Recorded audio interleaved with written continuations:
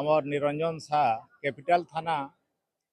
Bhubaneswar FIR दर्ज करछन आउ से मानकर विरोध में कार्यानुष्ठान निया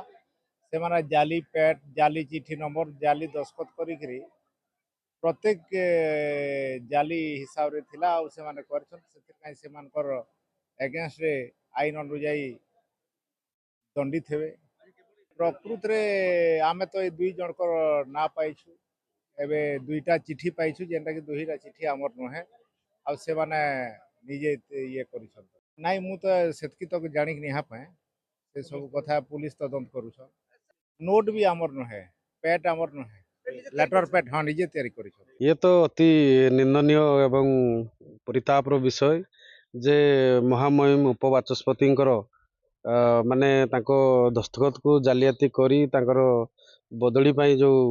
पत्र देइथिले ताहा सर्वसाधारण रे से फेक बोली जना पड़ी। आउ आम बांसपाल जी एडब्ल्यू मोनालिसा बेहेरा एवं हरिचंदनपुर ब्लॉक रो लक्ष्मण हेम्ब्रम सार तांकर एही कार्य को मु तो दृढ़ निंदा करुच्ची एवं बुद्धिजीवी शिक्षित और बांसपालवासी भी बहुत निंदा करुँच। कारण जो माने वर्तमान बांसपाल ब्लॉक हो कि हरिचंदनपुर ब्लॉक हो जहाँ को नेतृत्व रे समस्त उन्नयन कार्य होउची नेतृत्व को समस्त भरसा करती अंचलवासी से जदि यही भली कार्य को आमे केते जोर आम बांसपाल सुविचारधारा गति करूँ आमे भी प्रश्नवाची आउ तांकरी जहा ट्रांसफर पाई खाली तो सी ए दोषी नथिबे किंतु यांको सहित भी पुणी किए मिडिल मैन जे कि बाचस्पति मान्यवर बाचस्पति जो फर्द बा तांकर प्याड रे से माने लिखित आकार देइचंती मुख्य आसामी भी धरा जाऊ आउ एति कहबी जे बांसपाल ब्लॉक आदिवासी अधुषित आदिवासी बहुल अंचल एइथिरे आमे समस्त सरकारी कर्मचारी को आमे माने समस्त नेतृत्व मुखिया भाबू आउ नूतन जो गवर्नमेंट परिवर्तन हेबा परे जो आमर चेयरमैन सरपंच समस्त पद पदवी क्यूज कर दिया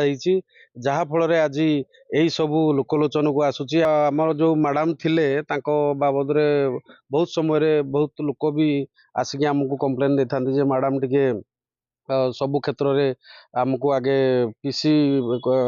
पैसा मागुंट बोली कहती